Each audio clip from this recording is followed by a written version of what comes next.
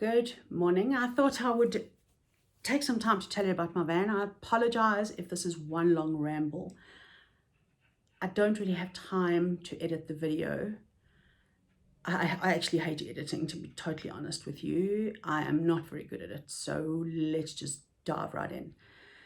My van is a little Hyundai H1, year 2000 model, the body. The engine is that's all we can figure out, is that it's really old, an old Ford V6 engine, and my gearbox is of undetermined parentage, and it's not very nice. What they did was they sort of tried to MacGyver the gearbox in next to the engine, and it was a real backyard job. And to make it fit, they took an angle grinder and actually cut off a huge chunk of the gearbox housing, or the metal box that the gearbox is in, leaving a section of the gears exposed. The gears are changed by cable, which I have just discovered then goes through some sort of bracket. So the cable, instead of being straight, goes up to the bracket and then veers off at a 30-degree angle, which cables don't really like, and that is why it's slipped and it is being fixed. I'm very, very glad to say that I have got a mechanic that I've known for many, many years. I knew him long before he became my mechanic. When I met him, I didn't even know he was a mechanic, which I am thrilled about. I think a lot of people, from what I've seen, get taken for rides by mechanics, or mechanics do subpar work. So that is one saving grace. Apologies for the dogs barking. So, the van. Why did I pick that van?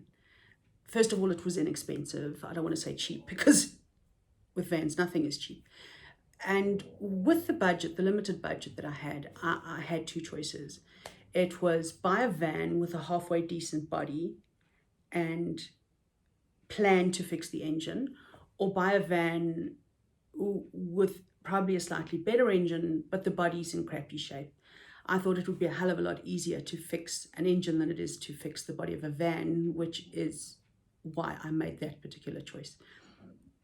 The van, the van's got a lot of work to do. The van is going to give me a lot of heartache, headaches, and probably bankrupt me.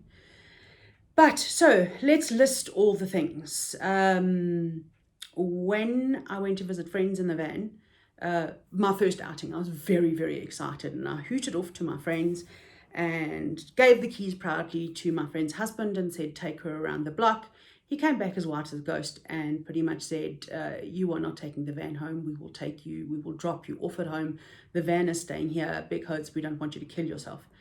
And when they started working on the van, they discovered that the chassis was being held together by what can only be described as a piece of scrap metal with a couple of spot welds, which is quite terrifying. They discovered the gearbox, the huge chunks sawn out of the gearbox. There were a few other things that were very, very scary, but I think the spot weld piece of metal holding the chassis together didn't give me the warm and fuzzies. I am fortunate enough that I get to drive a lot of vehicles. I haven't in a while, but I used to, drive an array of vehicles. So when I'm driving a vehicle, I'm pretty good at hearing things. And long before, the gearbox sort of went gaflooey, I was driving the van and I said to a friend, I'm not comfortable, something's wrong. And they poo-pooed me and said, oh, it's a great engine, don't worry about it. And then, of course, the gearbox went. So yeah, I'm learning to trust my instinct on this thing. The van, wow. I'm hoping that there's no other major mechanical issues, but some of the challenges with the van are small, and some serious, some not so serious in terms of safety. But they're all fixable. The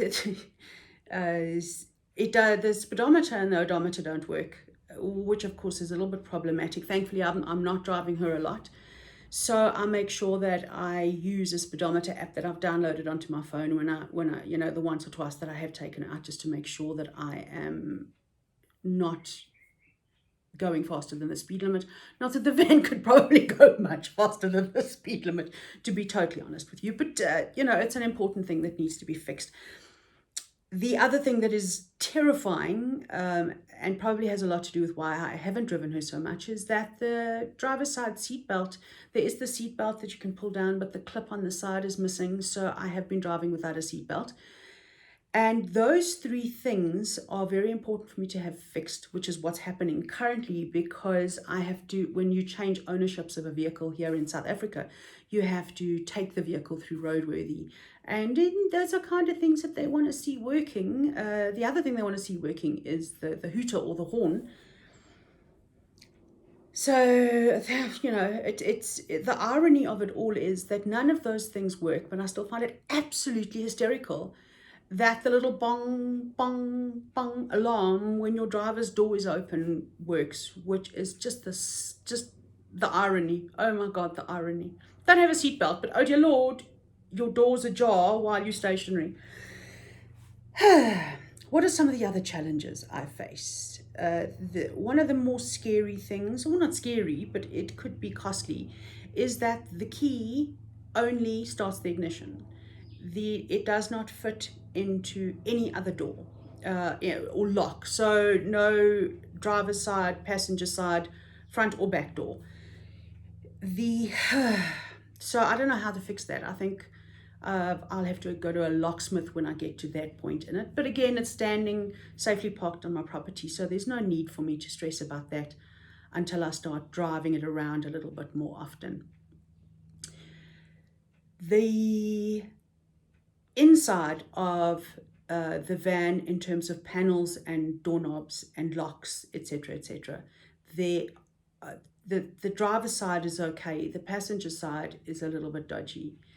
There is no door handle or lock on the inside of the back of the van for the side door or the back door, which is something that is clearly important once I start traveling in it, but that is on the to-do list way, way, way down there somewhere.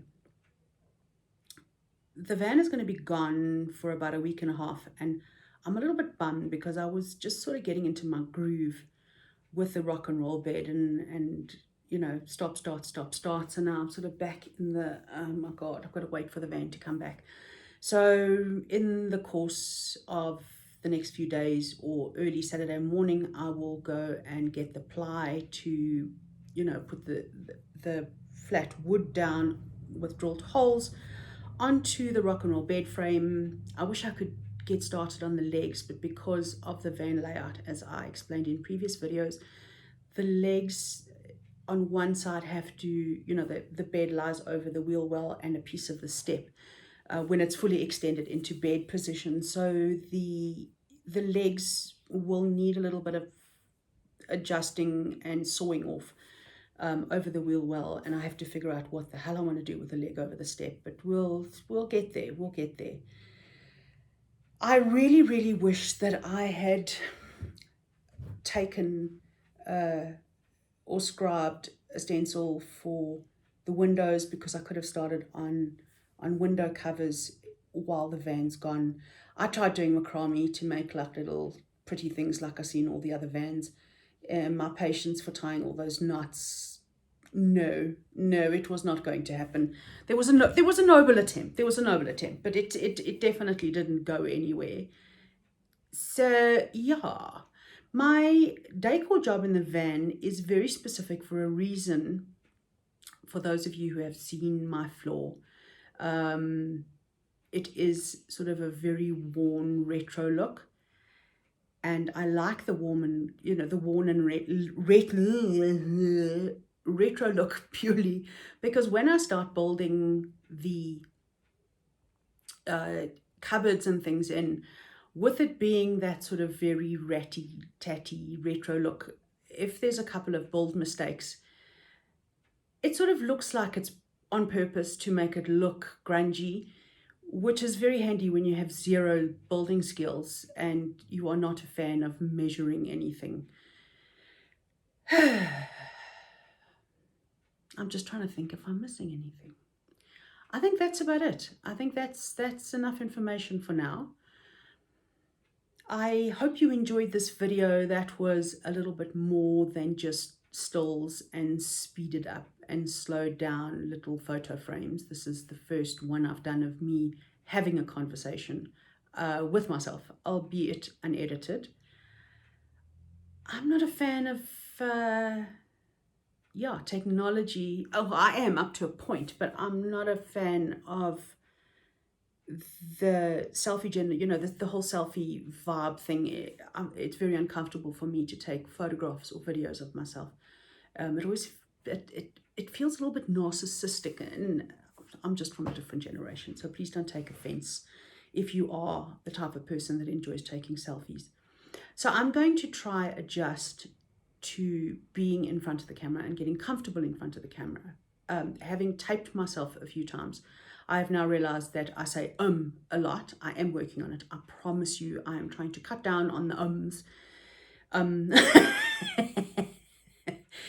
hope the videos aren't too boring. Again, video editing skills suck, so I try and make the most of a shitty situation. I seriously hope that you will come back again and follow the build progress and stories about the van. I have decided to call her Fuzzy Duck because, quite honestly, profanity alert, saying ducky's fucked seems to be something I say a hell of a lot these days. That's a joke. But yeah, ducky's fucked for now. So when she comes back in a couple of weeks' time, I am really hoping to get cracking. Well, first of all, I'm hoping not to have to pay every single cent that I've saved to my mechanic, but I think he'll be nice to me. He's going on holiday next week for a week. So when he comes back, he'll be like all chilled and, relaxed after his holiday, which is a good time to get him to invoice you, unless he spent a ton of money on holiday, in which case he'll have to make money to pay off his debt. I mustn't think this through too deeply. I'm going with he's going to be in a good mood and he's going to write me a very nice invoice with very, very good discounts, largely motivated by pity. I'm going for the pity angle. So I hope that you follow along and see what I'm up to, and I hope that I don't bore you all too much. And here's to my first full-length talking bullshit video. Thank you. Subscribe and follow. Is it subscribe? I know it's subscribe. Follow, like, whatever. Come back and watch me again. Bye.